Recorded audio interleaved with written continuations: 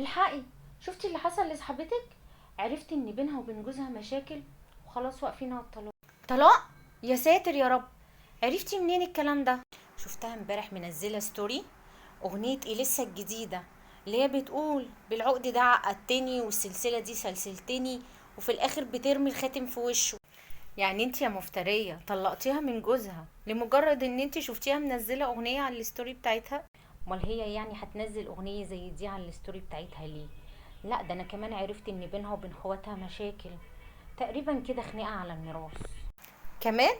ودي عرفتيها بقى من انه اغنيه؟ يا ترى منزله ايه المره دي؟ لا، اغنيتي الحاجات دي ما بيتنزلهاش اغاني، بس هي كل شويه تنزل بوست حسبي الله ونعم الوكيل، حسبي الله ونعم الوكيل. اكيد يعني بتتحاسبي مين غير على مين غير على اخواتها يعني اللي اخدوا من راسها يا شيخه حسبي الله ونعم الوكيل فيكي انتي. ميراث ايه اللي هي واخواتها بيتخانقوا عليه؟ هم اصلا ما عندهمش ميراث، وبعدين يعني ده مامتها وباباها عايشين، يعني ربنا يديهم الصحه ويبارك فيهم. اسكتي انت بس، انت طيبه وما تفهميش في الحاجات دي. طب عرفتي ان هي هتشتري عربيه؟ لا خلاص عرفت من غير ما تقولي. اكيد كانت منزله صوره دريكسيون على الصفحه بتاعتها. لا، ما نزلتش حاجه، بس هي كانت عامله لايك على عربيه في جروب عربيات. روحي منك لله يا شيخه، ممكن تقومي من قدامي لحسن ارزعك بوست واقعد اتحاسبن عليكي من هنا للسنه الجايه. يا مساء الحياه، ايه اخبار الناس اللي قاعدين في برج المراقبه وعمالين يألفوا في قصص وروايات وحكايات على الناس لمجرد بوست او فيديو او حتى كومنت على السوشيال ميديا؟ عايزه اقول لهم حاجه بس، ان عالم السوشيال ميديا ده اصلا عالم افتراضي مش حقيقي. يعني اي حاجة بتظهر عليه ده ما بيعكسش حياتنا، يعني حياتنا الحقيقية. حتى الناس اللي بتعرض حياتها يعني الشخصية على المشاع، وده طبعا مش اصح حاجة، ما بيعرضوش حياتهم كاملة، في 3/4 حقيقة مخفية ورا الكاميرا.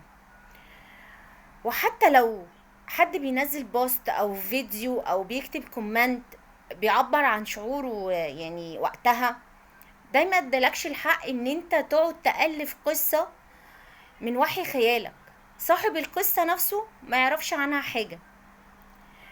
هرجع تاني واقولك يعني خليك في ورقتك، شاغل بالك بالناس ليه؟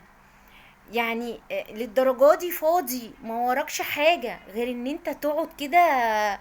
فلان نزل بوست، ايه ده؟ ده عنده مشكلة، ايه ده؟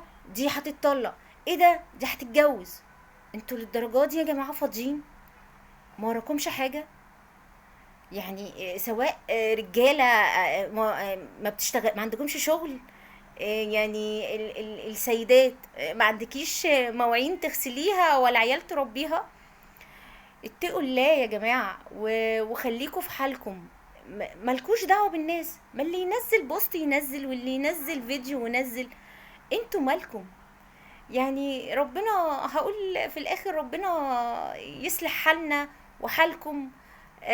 وخليكوا برضو في ورقتكم.